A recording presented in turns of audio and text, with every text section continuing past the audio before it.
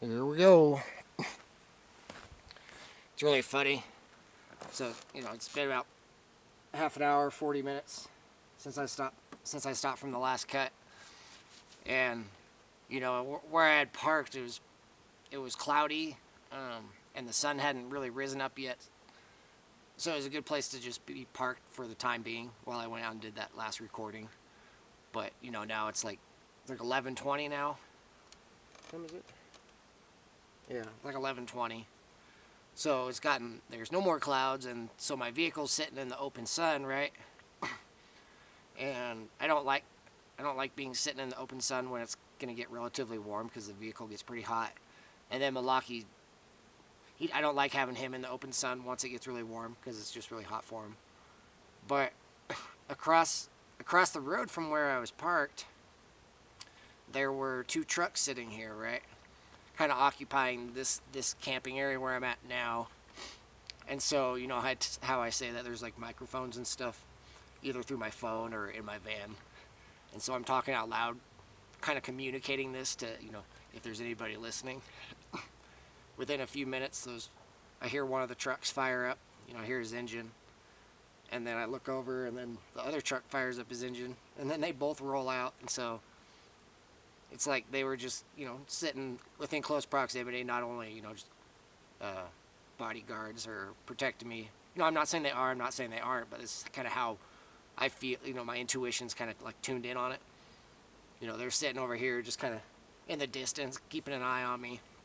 And they can hear me talking about this, so they ended up rolling out. And so I just came in, drove right in here and parked the van. And now I'm, set it, got the camera and stuff set up, so now I have the afternoon to be in the shade, which is pretty cool. So if all that's true, whoever these guys were in the truck, and if it's true, and they rolled out to be considerate of me being allowed to take the spot, I appreciate you guys. Thumbs up. Pretty neat. There's four ATVs.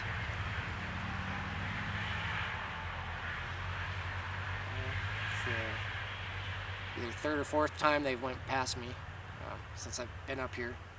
I'm not getting any weird vibe from them. I just hope they're having a good time. Looks like they are. It'd be a lot of fun to be driving those things up and around here. But yeah, so we're going to be continuing from where I left off on the last episode. I feel like being here, I'm not really going to be as distracted because as opposed to where I was pretty much just sitting out in the open. For anybody who's driving by, they could see me sitting there in a chair talking to a camera. Pretty stick out like a sore thumb probably. But yeah, we're gonna just be picking up from where we left off, and now is about the time when everything's gonna get really interesting. What I mentioned on the last stuff. If that wasn't weird, now things are gonna start getting even more weird. So how I told you I was using Instagram. I wasn't doing of all the information and stuff I mentioned that I was sharing to Instagram. I was not using Facebook. At some point I disabled my Facebook account. At this point in time, where I'm telling this point in the story, I might not even be using Facebook anymore. I may have already disabled it, and I was only using Instagram. That might have come at a later time, but at some point I was not using Facebook at all anymore. Like I tried to delete my account, so I don't even know if I'm even searchable on Facebook anymore. But it's been about like 7 or 8 years since I've used Facebook.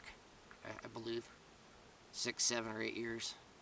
Anyway, so here in February 2018, I was only using Instagram. Okay. As far as sharing things to social media, I wasn't even really using YouTube that much at that time. But what I'm saying is, over that period of time where I was sharing all of that information, how I told you I was starting to have a ton of people subscribe/follow my page, and I was starting to get a whole bunch of messages, both positive and negative, a lot of feedback, private messages too, whole combination of things. So when I had this mass influx of people subscribing to my page, I wasn't really paying much attention to who was following my page. When people subscribe, it wasn't necessarily I click on their name and then subscribe to follow them. It's just this mass influx. All these people I don't know. It didn't mean I was following them too or following their stuff. So I have no idea who's subscribing to my page. I don't know if they're good people, bad people, neutral people, anything in between, or any of that combination. I don't know if there's law enforcement, anybody within that realm subscribe to my page too. I don't know how many of my friends from Central Oregon or people that I knew in Salem, Oregon were subscribed to my page. No clue. But at some point, while I'm sharing all this stuff, I'm also always, when I'm not sharing, I'm usually looking for new stuff that I can use to share. So whether that's getting on the internet, like Google Images and then searching memes or searching images through a search engine, or using Instagram itself and searching hashtags for different topics, and then screenshotting, using those images from Instagram to my page, but rather than using the text that these other pages were using, I was writing my own perspective. So as I'm doing this, where I'm searching for things, I'm also discovering new things. I'm coming across things that I might not have necessarily seen before. So it's this perpetual cycle of me sharing things that I know, while I'm also bringing in new information and learning about that to whatever capacity that I can. Where at some point in time, I started coming across psychedelic artwork. Can't recall if I had ever intentionally looked for it, and then that was the catalyst of why I started seeing more, or if it was somebody that had followed my page, and they shared some type of psychedelic art, and then I clicked on it, and then that created a new algorithm for my specific profile to where I was starting to see more psychedelic art. That's kind of how things work. Just like like YouTube, when you click on, say if you're just watching random videos on YouTube and you click on a video of, it can be any topic. It can be, I'm just going to pick something out of a hat. Say you click on a video of a bunch of puppies, a video of people recording their puppies, and then all of a sudden, next thing you know, the next time you get on YouTube, you're just seeing a whole bunch of recommended videos of puppies of any kind of category. It's just all about puppies of different types of things that you might be interested in watching. It's the same thing with like Instagram back then. You click on something and it's got a hashtag about a certain topic, and all of a sudden, next time you search or just randomly or browsing, you see. Sorry, there's a fly. I think I might have got it. When you're browsing, you just see more of that same type of topic. Well, that's what I'm trying to say. But at some point, I started coming across psychedelic artwork, and like psychedelic drugs, like people who have done magic mushrooms or a different form of a psychedelic, and then either while they're tripping or after they're done tripping, they create art. And if you've ever seen psychedelic artwork, it's very unique from. Where's Milwaukee? Oh, he's behind that tree over there. Psychedelic artwork is very unique from other type of artwork. It's just, if you've ever looked at it, you know what I mean. It's just different than other type of artwork that people who have never done psychedelics, like what kind of things that they create. There's a huge difference. So I started looking at this artwork. It's pretty cool. It's pretty neat. At that point in time, I had only done mushrooms. As far as drugs, I had only ever smoked marijuana, and I'd only ever done magic mushrooms twice. The first time I did magic mushrooms was, I think it was 2015. It was when I was living in Jackson Hole, but I went to Washington State to a Sasquatch Music Festival with one of my friends, and I did magic mushrooms one night at that concert, and had a really good experience. We did it. Everybody in our group, I think everybody had their own. It was only I think we each had like it was in a chocolate, like a chocolate infused with psilocybin magic mushroom ingredient, and it was like 3.5 grams per chocolate or something. So it was a nice little amount. First time I ever tried it, and that was right around sunset, and so there's thousands and thousands of people, and at some point, once the mushrooms started kicking in, I ended up ditching my friends. I just ditched them and just went wandering around the entire area. I mean, the area is huge. There's like, I don't know, there's like 5 or 6 different stages. Some of the stages are really big, so it's a huge area with thousands of people, and I just ended up wandering around just observing people's energy. I could literally, when the mushrooms kicked in, I could literally see people's auras. Like each person that around me had a different colored aura. Like, you had red auras and green auras and blue auras, white aura, like all these different types of auras, orange auras, yellow auras. Some more than others. And I was completely fascinated with it. I was like, what the wow. Like, never experienced that ever in my lifetime. But, as a product of the mushrooms, I could see everybody's auras based off their type of energy, and depending on what aura they are, just looking at their appearance, you could see if they were like a good person or a really shitty person, or just somebody that's kind of in the middle-ish. I could tell the difference just by looking at people. I could see their energy. And then I was going to different venues, listening to different music. And I was in my own place for hours, just wandering around, having a wonderful time. And then at some point, I ended up catching back up with my friends. But yeah, that was a really cool one. And then the second time I ever did magic mushrooms was, I mentioned it in my video, Hawaii. It was when I was in Hawaii. It was during my last month there. It was after they, whoever it was, after they tried murdering me. I ended up crossing paths with an acquaintance of Grant's, somebody that I had met before. He wasn't a friend of mine, but he was somebody that I knew his face and I knew his name, and we'd been in each other's company on a couple different occasions. But when we crossed paths, this was April 2017 on the Big Island. We crossed paths randomly, and he told me he had mushrooms, chocolate mushrooms, similar to the kind, it was a chocolate mushroom, just like in Washington State at the concert. And he sold me one of those, and it was like 3.5 grams of psilocybin in it.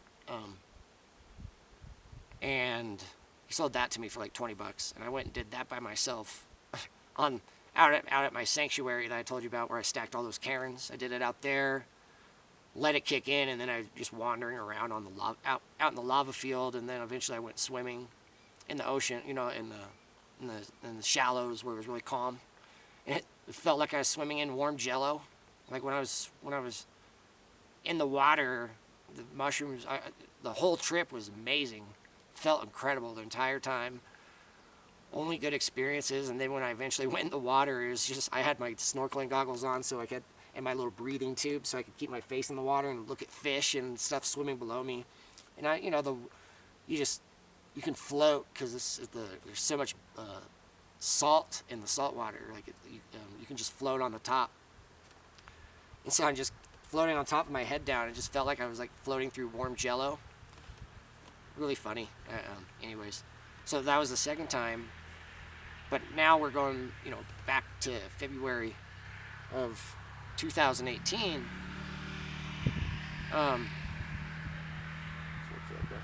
February 2018. I'd only had two psychedelic experiences in my lifetime. But now I was seeing this psychedelic artwork, and I thought it was really cool. I hadn't ever really looked at that type of art before, so I just keep clicking on one thing after another, finding different types of artists, going to their pages and looking at their galleries. It's super. Some artists have some very impressive artwork as in the aspects of they've done psychedelics, and they have recreated some of their trips into something that you can look at as a piece of art. Some people have done an incredible job at that. But at some point when I was looking at magic mushroom art, I came across a different type of art, in the sense of the art was even more different than magic mushroom art. I mean, there's even a clear distinction as far as whoever was making this art had tapped into an even deeper dimension or reality than somebody that has done mushrooms. And that's when I came across DMT, dimethyltryptamine. If you know what it is, good for you. Whatever I explain, you're already familiar with what it is. But if you don't know what it is, DMT, dimethyltryptamine, has another name known as the God molecule or the spirit molecule. As far as my own understanding and learning, all living beings release. We all have DMT in our brain, and we secrete or release very small amounts when we're sleeping, which induces dreams. This is as far as what I have gathered as far as all living beings having it. But also there are plants, there are different types of plants around the world that have DMT within the plant, and there are methods of extracting the DMT from all the rest of the plant, so you can get pure DMT crystal. And this substance, that once as far as how I've learned how it's processed, it's a form of alchemy. There's different types of ingredients you need to extract the DMT from a specific type of bark from a tree. I know what it is, but I'm not given instructions. And then once you get the DMT out of the bark, then they can break it up into a powder, right? And then once you have the powder, then you can smoke it. And so, further elaborating on DMT, it is supposedly one of the strongest psychedelics on Earth. Strongest mind-altering substances on Earth. I don't know where it ranks in regards to ayahuasca. If you've ever heard of ayahuasca, it's something that's, from what I've learned, is taken down in South America. People commonly travel down to South America to do ayahuasca. And the difference, I think they're similar, but they're different. I believe ayahuasca, that's like I believe you drink it as a tea, in a liquid, like you drink it. I believe the ayahuasca is like an 8 to 10 to 12 hour ride. Like you're on that experience for like 8 to 12 hours, depending on the individual. And then that's like supposed to be like an otherworldly experience. But DMT, I guess, is similar to it, but it's more intense, but it's a much shorter time frame. And depending on how much you smoke, it can last anywhere from 10 minutes to 20 minutes, or for me, my first experience, it was like an hour and a half. My first DMT ride lasted full on like an hour and 15 minutes to an hour and a half before I came back to reality. I'm going to explain all this stuff, but I'm just saying it. The time frame between DMT and ayahuasca are different. DMT is usually relatively short for most people, but it can be a long experience if we're, depending on who you are, and if they're, DMT allows you to leave this world, and if the entities that you meet, if they have a lot to share with you, they'll keep you there for a long time compared to somebody else that might not even get access to those places. So usually people that have a short ride that only lasts like 5, 10, 15 minutes, it's usually what's known as breaking through. They aren't given access to leave this world, and they experience, they witness all kinds of stuff around this world, but they haven't been granted access to leave this realm and go to other dimensions. So depending on the person and where you're at spiritually and what you've accomplished spiritually, if there are entities that want to share things with you and communicate things with you, they can keep you there longer and make your DMT ride much longer than, say, someone else that is not ready yet, so to speak. So these are when I first started learning about when I first ran out of time. It's okay. I didn't get very far. I only said a few things. My alarm went off. So back in February 2018, when I first came across DMT through Instagram, I had never even heard of it in my lifetime. I had no idea what it was, and I only came across it through looking at psychedelic artwork. That's how I came across it.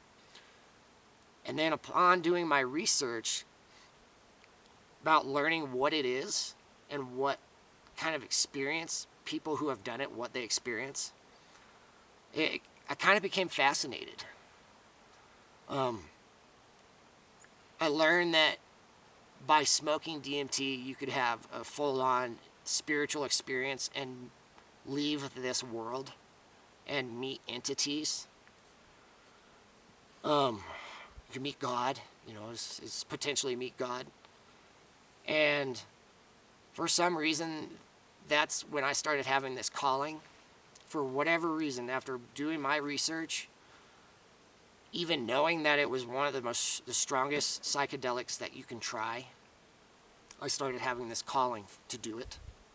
I don't know why, but something was calling me, like spiritually calling me, like, you need to find this.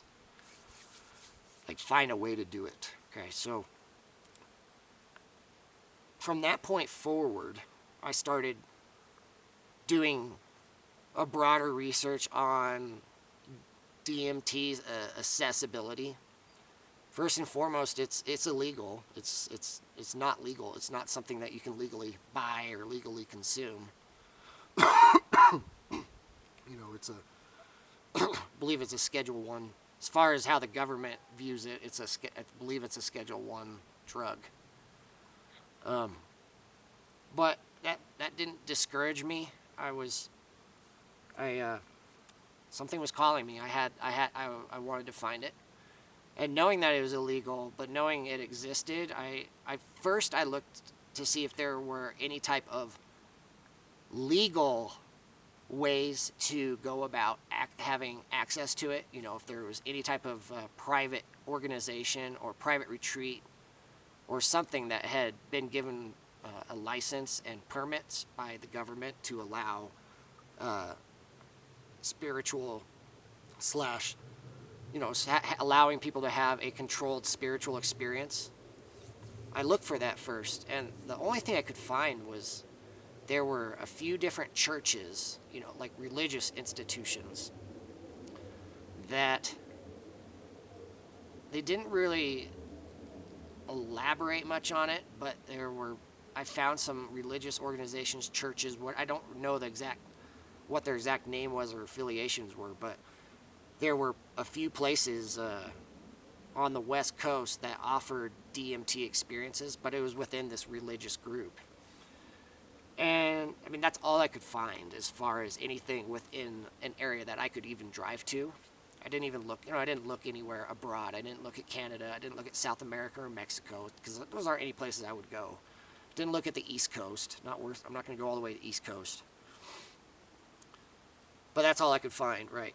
But considering what I know, or my perspective on religion, and knowing how a lot of religions, most religions, as far as today in 2024, there are so many churches and everything that's been infiltrated by wolves in sheep's clothing, so to speak. People that are pretending to be holy or pretending to be godly, pretending to be followers of God, followers of Christ, but their actions don't meet their actions do not meet what they don't preach what they do in real life. They do things that are not what they preach.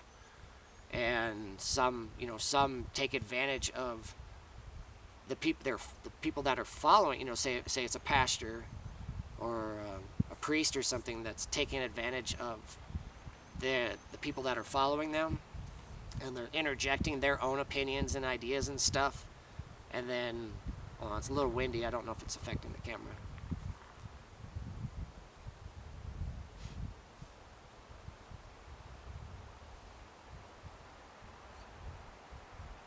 essentially like a cult.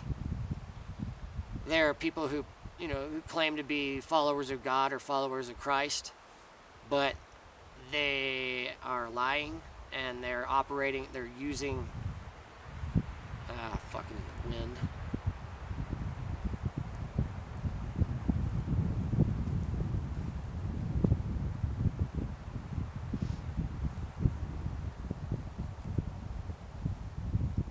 It's alright.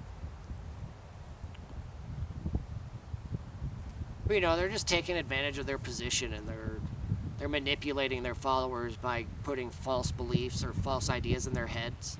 And then all of that just grows and escalates as time goes forward, as long as it's not getting checked, as long as it's going unchecked. And this has been a worldwide thing, and it's been going on in a long time. So that's why it's a big part why there's so much division amongst even people who believe in the same religion. There's so much division amongst all religions, and then division amongst inside each religion.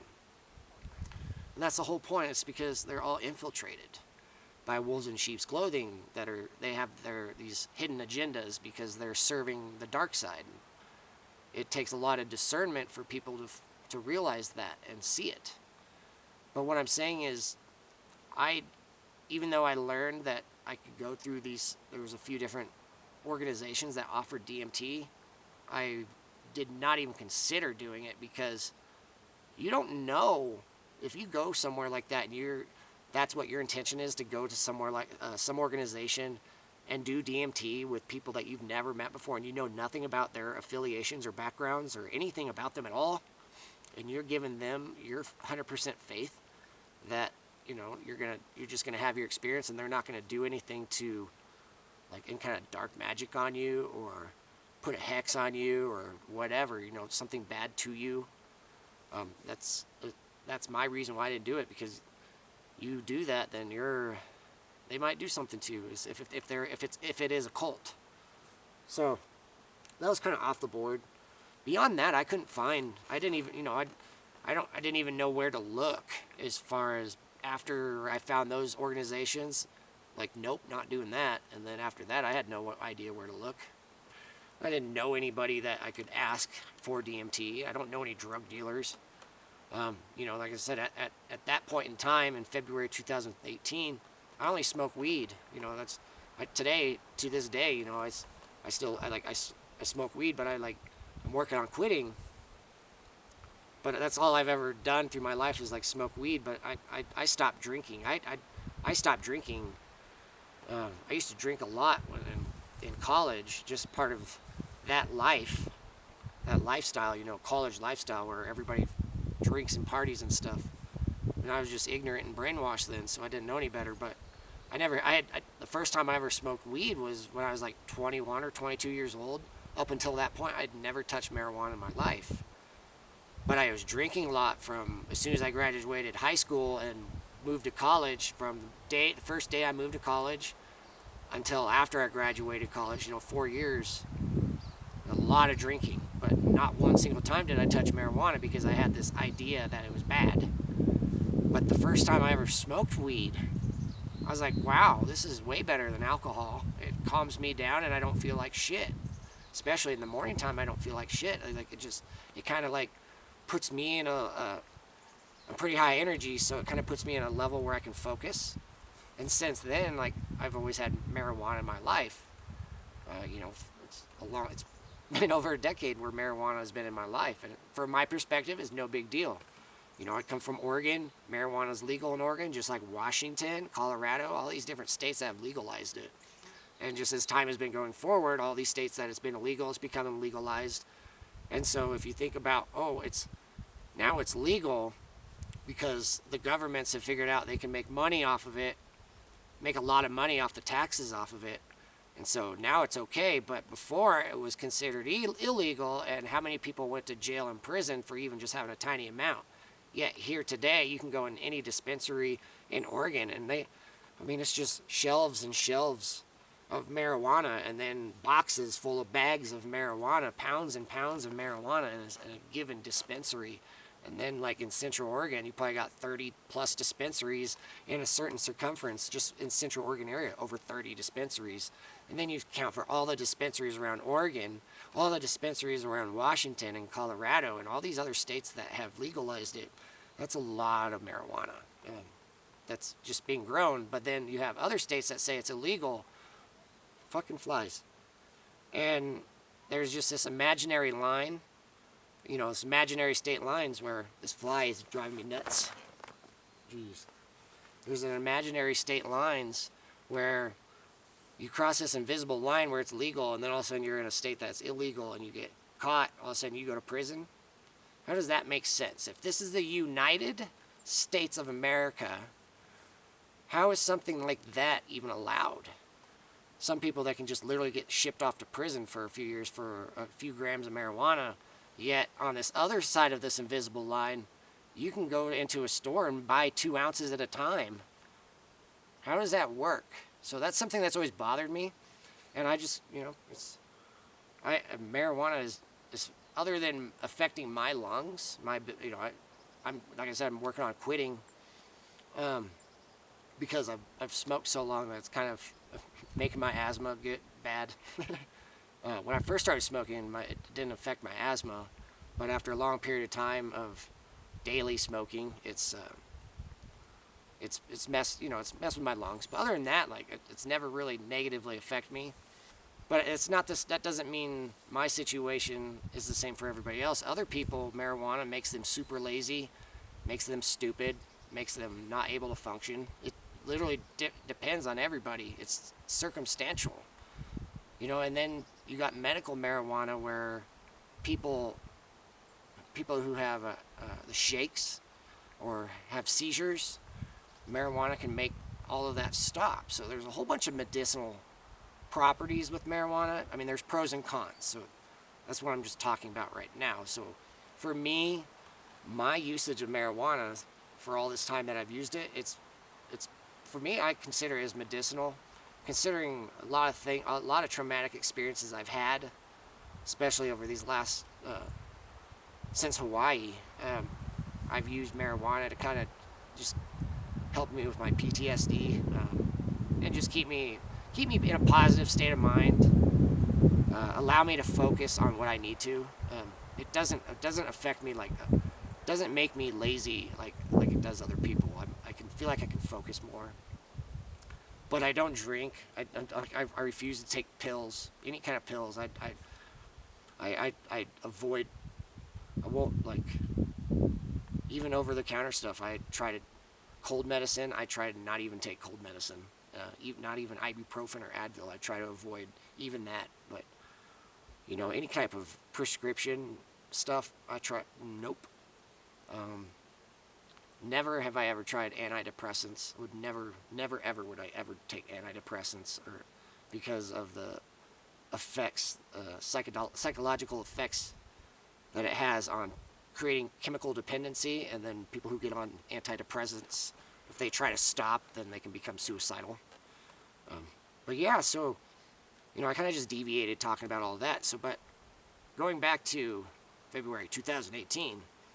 As far as my drug experience, I'd only done mushrooms twice and smoked marijuana, but then I was having this calling for when I learned about DMT to try finding it, right? But I had no way of knowing how to find it, because I didn't know any drug dealers.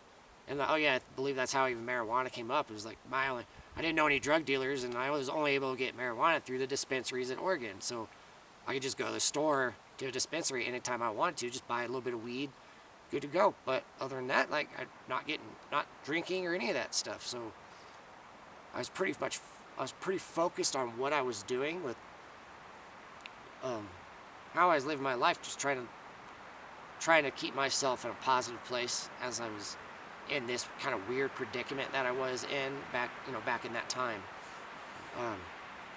But then when I came across DMT and I couldn't find out where to get it, there was one day while I was browsing around on Instagram. It might have been right when I first opened Instagram. So when you open Instagram, the first thing you see on your homepage is one of your subscribers. You'll or someone that you're subscribed to, you'll see like one of their pictures, like the most recent pictures that one of your subscribers has shared. So when I opened up Instagram, the first picture I see is somebody. It's just somebody's hand, and there's a little dish, and there's like this yellowish, whitish powder in his hand, and then in the caption it says DMT. I'm like, what the hell? Oh, so that's what it looks like. Which time do we got? 4 minutes. It's like, wow, that's what it looks like. There's somebody on my Instagram page that has it. Well, that's interesting. So I click on the person's name. His name's Honeyman Dan. This is the main individual that I've, as far as who I've listed as the 3 names, he's the main individual. At some point I'll introduce the second individual, and you already know the third, which is my dad. But the first individual, this is Honeyman Dan. This is the first time I ever really looked at his Instagram page. But his most recent pictures is of, it's just his hand, and is him holding a thing of DMT. So then at some point I start looking through his page, swiping up on my phone, looking through his page. And so he's got multiple, I think he's had a few different pictures with DMT, like actual picture of DMT. And he has some pictures of magic mushrooms, like real magic mushrooms, not artwork.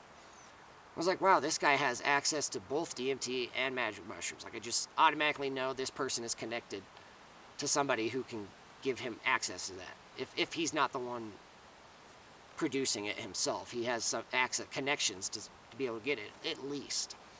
Then I keep scrolling through his page, and he has a whole bunch of memes and pictures and stuff that are very similar to things that I've shared on my page in the same type of topics, discussing the same type of conspiracies and things I'd learned about. He was sharing the same type of things but different. And so from my perspective, and then he's got a few pictures of himself, and he's just like this older guy. He looks like an older guy in his like late 40s, early 50s or something. He's got a beard. And he looks like a pretty hard guy, like somebody that's not somebody that you'd really want to like fuck with or backstab or just play games with. He just seems like someone that he's from my perspective, he's aware of what's going on in the world, and he's just like a tough guy. That's my perspective. But other than that, I didn't know anything about him. He was just sharing things similar to what I was sharing. Sorry, this little tiny fly is bugging me. Got it. Sorry, Milwaukee. I cannot handle just this little thing flying around in my peripheral vision, sometimes landing on another distraction, right? But anyway, so after looking at this guy's page, he seems like somebody that's kind of like, as far as awareness in the world as what's going on, he seemed like somebody that I could introduce myself to, and then he'd probably look at my page, see that I share similar stuff, so maybe we'd have something to talk about. The ice is broken because he wouldn't perceive me as like an idiot, as someone that's sleeping and an idiot. He'd see like, oh, this guy's aware of what's going on. He's worth talking to. So I messaged him, sent him a private message on Instagram, and I told him I noticed his picture of DMT and mushrooms, and I asked him if I was like, hey, if I saw these pictures of yours, and I'm just wondering if there's a chance you could point me in the right direction or connect me with someone that the person that that might be able to sell me a little bit of mushrooms and maybe some DMT. Because I told him I was wanting to have a DMT experience. I was just being forward with him. I was just being outright forward, asking if he knew anybody, or if he'd be willing to connect me with somebody. I'm gonna take a drink real quick.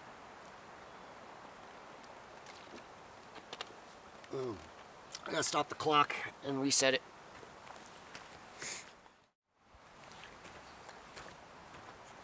So after I sent that message, I'll reset that.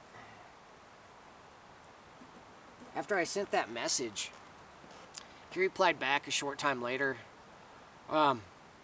And he's like, I can't remember verbatim, what he told me. So I'm just giving you the general discussion that we had.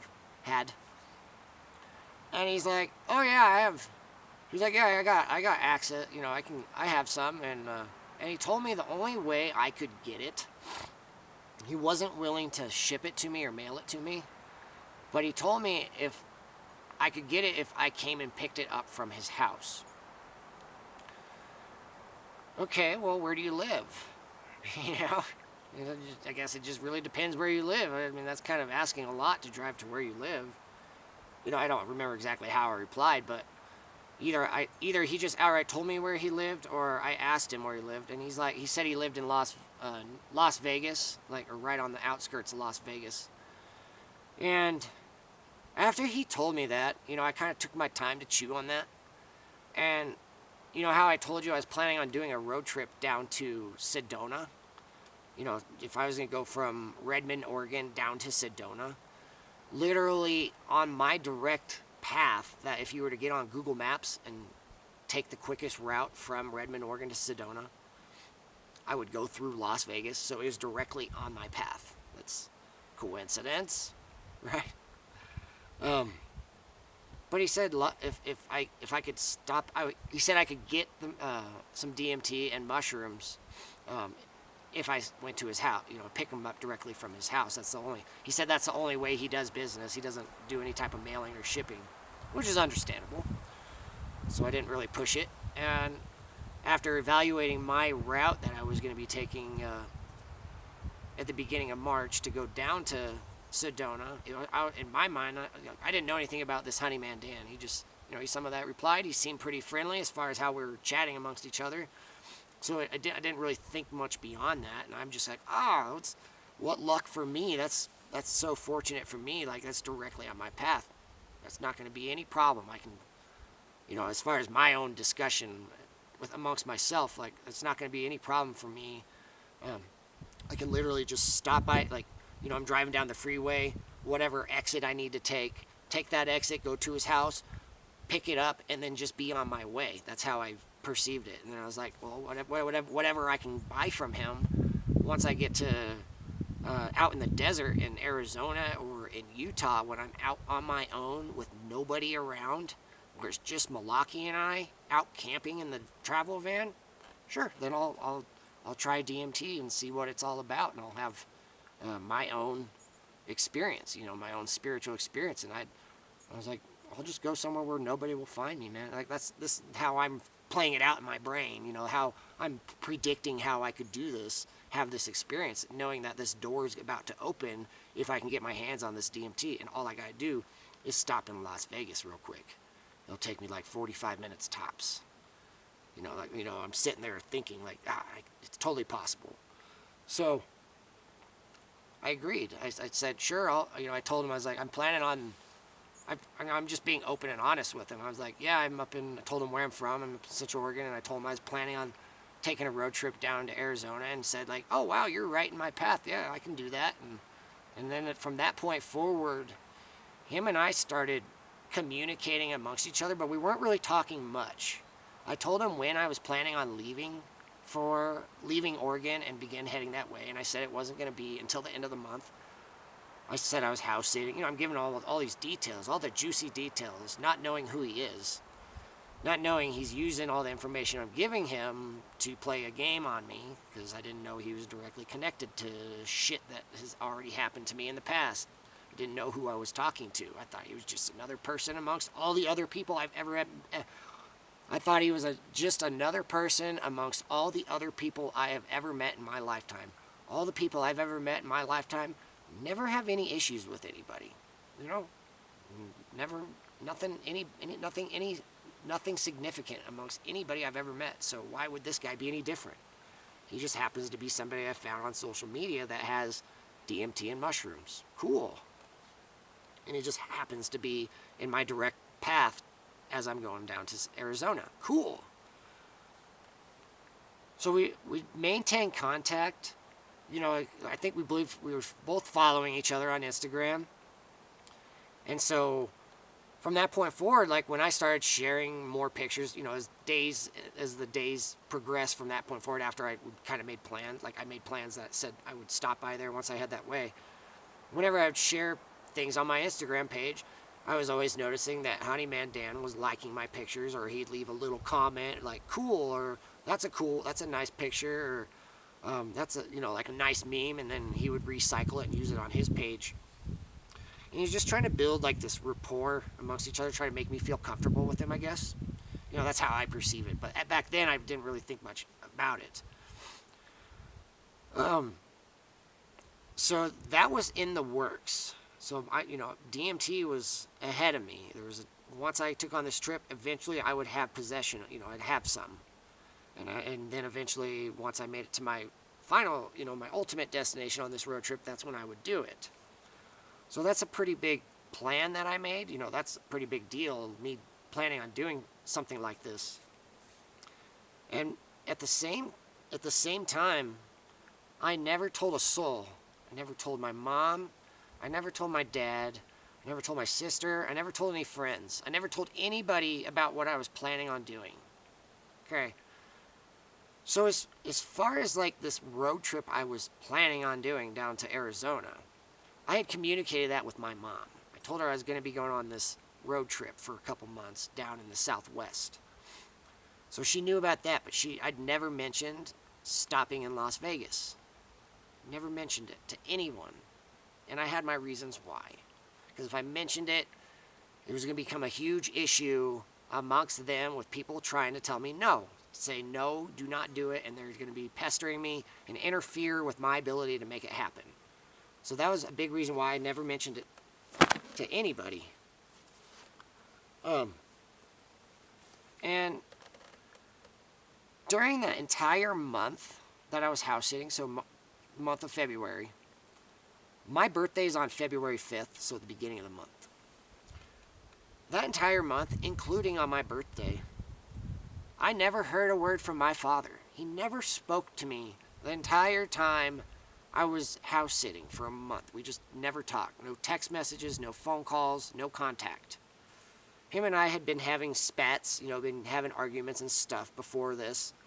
And so me being out of there, like from my perspective, I didn't want to talk to him. Like I just did not want to talk to him. I'm so sick and tired of his nonsense and his bullshit that me being in Madras was, from my perspective at that time, it was a blessing to get the hell away from him. Because he's, like I said, he's a fucking alcoholic tranny.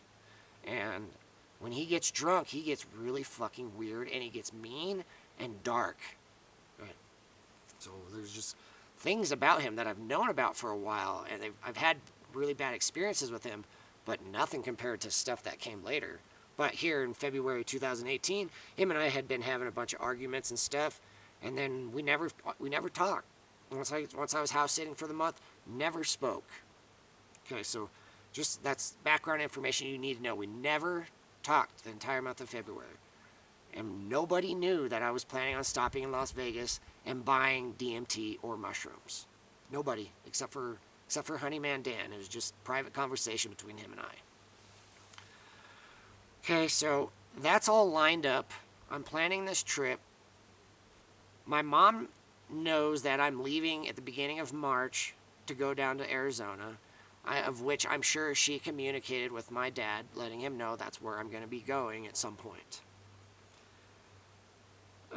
Probably about my third week house sitting, or about 3.5 weeks in. So there's only, 28 days in the month of February.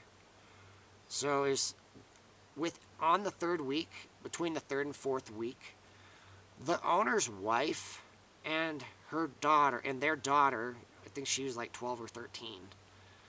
She flew home, I think like 5 days ahead of her husband, the owner of the Christmas light company, and their stepson, her biological son. So the owner, that's his stepson, but his wife, that's her real son. So the owner and their son had stayed behind while the wife and their daughter came back to Oregon. Apparently, the owner and their son flew to the Big Island, which is when they bought a piece of property on the southwest corner of the Big Island. For some reason, they bought some property, and some reason they had the money to buy it. And from what I gathered, from what I learned, that property that they bought was relatively near the property that I died at on the Big Island. So when his wife and daughter showed up, this is when she told me that they were on the Big Island and what they were planning on doing. They're buying like a few acres, like a couple acres of undeveloped land, and they were planning on building some structures there that they could live in or rent out, like an Airbnb. They're planning on making it a place that they could rent out. But it was in the same area that I died, like in that general area in the southwest corner of the island.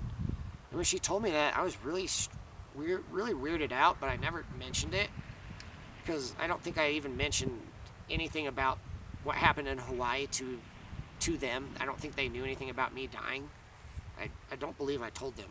But the fact that they were buying land on the Big Island near the same area really weirded me out. And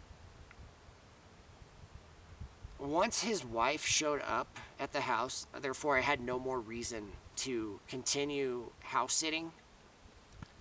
Once she showed up, I think it was like right near the end of February. So I ended up leaving on this trip a few days before March. I left a few days early. But right before I left their house, I tried telling their wife about some of the weird things that had happened while I was house sitting. I mentioned the doors opening, and then I showed her those random text messages I was getting by those incomplete phone numbers, like those 5-digit phone numbers. And she didn't even act concerned about it. I tried showing her the pictures, screenshots of the messages I was getting, and she just wouldn't even really read them. She read them, but kind of just shrugged it off a little bit, and didn't really take it serious at all.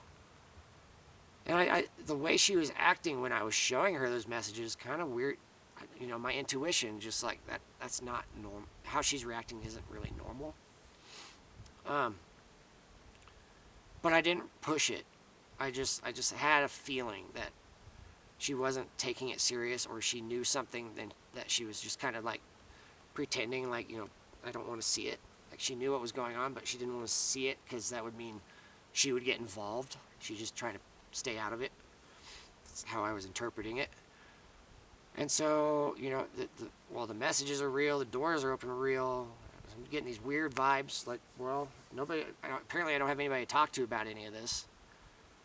And I don't, they're now that they're home, I have no reason to stay here anymore, so I might as well just get started on this trip. So that's when I, got all everything organized in the van, and from Madras, Oregon, that's when I began driving south and then southeast towards the southeast corner of Oregon. And now that we've reached, I've concluded this section of, what happened during the month of February, about what I was planning as I was going to Las Vegas. Originally, before I even learned about DMT, I was originally planning on just going on a road trip to the Southwest. But then somehow DMT entered my awareness through Instagram. I just randomly found it. Randomly came across DMT. And then Honeyman Dan randomly came into my life through social media, and he was the one that was holding DMT in his hand. Almost like all of this is just being orchestrated and choreographed, trying to lead me in a specific direction. You're trying to get me somewhere. That's what was happening, but at the time I was not necessarily tuned into everything being pre-planned as it was happening. I wasn't aware of that. I wasn't aware of things that had happened in the past was also orchestrated eventually to try and lead me to this individual. And now it was in motion. And I had no idea what I was walking into. I had no idea who I was meeting. He was just a random stranger. As far as anybody else I could have ever met, he was just a random stranger. And so now I'm going to conclude the video because you know what direction I'm heading now. And there's no point for me to continue speaking because this is the next chapter of some big shit that's about to come down the road. And my voice is starting to get hoarse and raspy. I've probably been talking for almost 3 hours, and I need to stop because I'm going to lose my voice. But yeah, so the next segment that I'm going to be releasing is, I'm done speaking for the day, and I got to get all the footage that I've recorded in the last 3 hours. I got to get all of that assembled, and then all of that's eventually got to get put on YouTube. But once I get all of that work done, then I'll start recording, start speaking again and continuing from where I left off. So it's going to take me a few days before I'll start recording again. But in the meantime, you have all this stuff I've talked about. And yeah, so have a nice day, nice evening, nice night, wherever you're at. If you're looking forward to hearing the rest of the story, just know we're actually, despite everything I've talked about in the last 2 years, from my perspective, we're just getting started. This is, now that you know about all this stuff in the past, now we're really going to be getting into the meat. We're really going to be getting into the heart of this whole thing. And I'm going to unravel all of it and expose a bunch of stuff that you might not be aware of. And all those guilty parties involved, they're fucked. I'm spilling the beans, giving up their secrets, telling you guys what happened. And while I'm doing this, if they're still roaming free, they're probably going to try to stop me. So if you're law enforcement, military, get your game on.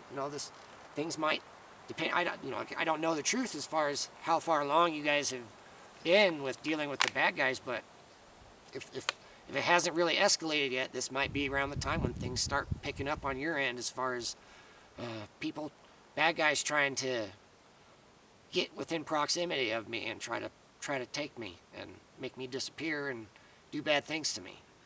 And if they get away with that, then everybody else is next in line. So if they get me, that means they get everybody else. So we gotta work together.